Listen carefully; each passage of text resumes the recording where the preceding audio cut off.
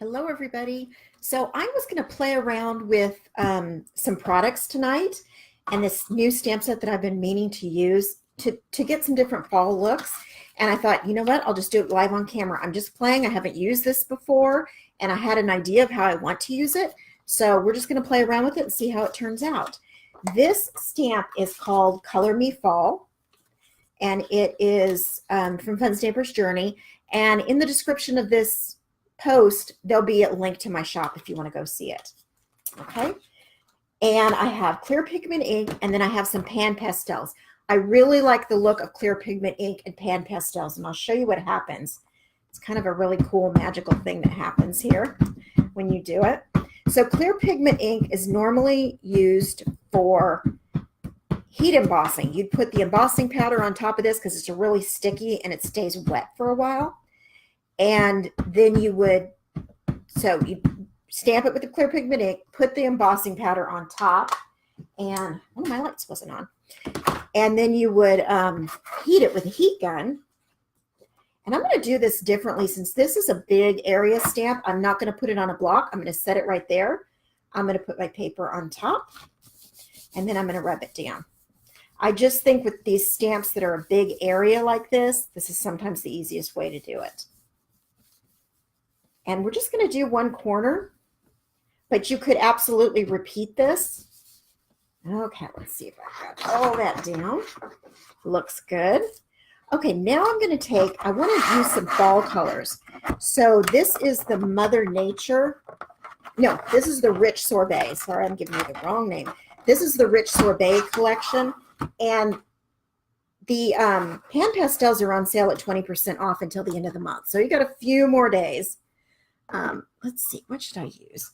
I think I'm going to use these little tiny feet because I've got little pumpkins and little things. So I'm going to see here if I can see what's in this corner. And I know I have a pumpkin up here somewhere. I'm not seeing it very clearly. So all you do is just pat down a little bit on this. You don't need to rub, just pat down a little bit. And then I'm going to come up here and I'm going to hope I find my pumpkin. And I sure did.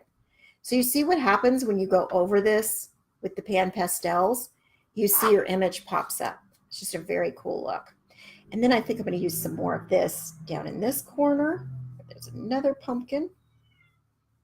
And I'm not worried about getting off the edge because if I use this for a card base, I'm going to cut it to the size of the front of the card. If I use it for art journal, whatever, chances are I'm going to tear this up a bit to put in my art journal. So different ways I'd use it, and there's another pumpkin right there. And I see another one kind of in the middle. And I'm going to add more color to this. I'm just starting off with this one. It reminds me of pumpkin bread. I'm not sure if that's what this one's called. I should have put the names out first before I started this. And then what you do, if you want to clean this little foot thing, and these slide on and off, you can put clean ones on if you want. Just kind of rub it off till you're not seeing that color anymore. And you can do it on, paper towel, whatever you have handy. Okay, so now I'm going to go in with this dark reddish color. I really think that's a pretty color for fall too.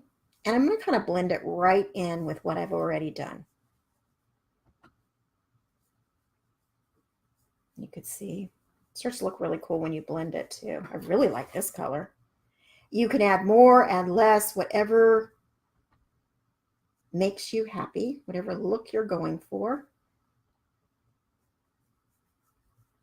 And you can see the stamp set. I mean, the stamp is the size of a card front. So that's what's good about it. All right, I'm going to take this one, and I think that I'm going to go with a color from, this is Confectionery Days, this set. It's sort of a pastel color, but I want this color right here. So I'm going to put that around there. Now, if I wanted to get really fancy, what I could have done was just do all the pumpkins in the orange and the leaves in different. But this, I think this looks really cool when you have all these different colors sort of blending together. I want a little bit of that down here. And you don't want to go completely over another color. You can end up with a muddy look, and you don't really want that. You want something that looks cool. I think I need some more of this red right there.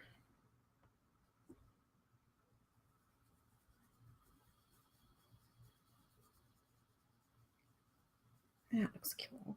Now, should I add some green in? I just don't think so, but I think I'm going to add this really dark purplish color. Let's get as much of this off as I can.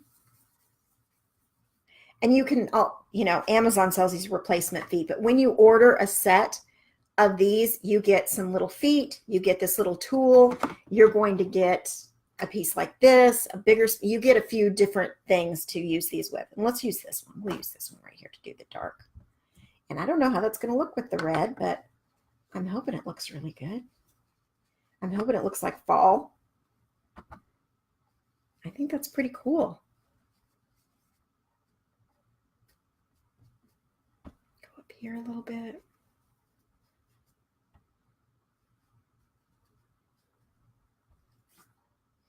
And maybe I'll come right in here. Kind of light there, so add a little bit of purple color. Okay, so I'm not hating this, but I am going to put, I think, some more of this color around, blend it between some of them. So I think that's my favorite color of what's going on here.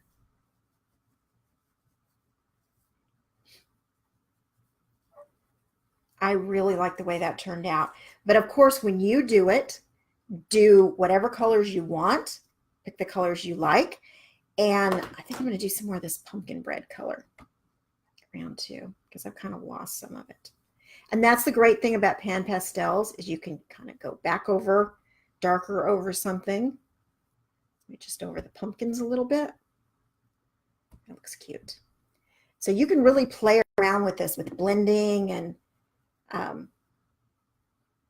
coloring how you want it. But this works with a big background stamp. This would work with if I did a bunch of flowers all over, or dandelions, or whatever I wanted to do. And let's say I'm going to do some flowers or something, and I want to make sort of a background. You can absolutely start with your green color down towards the bottom, blend it up, and then go right into go sky at the top, maybe like a darker blue, and then kind of come between the two and get a nice look.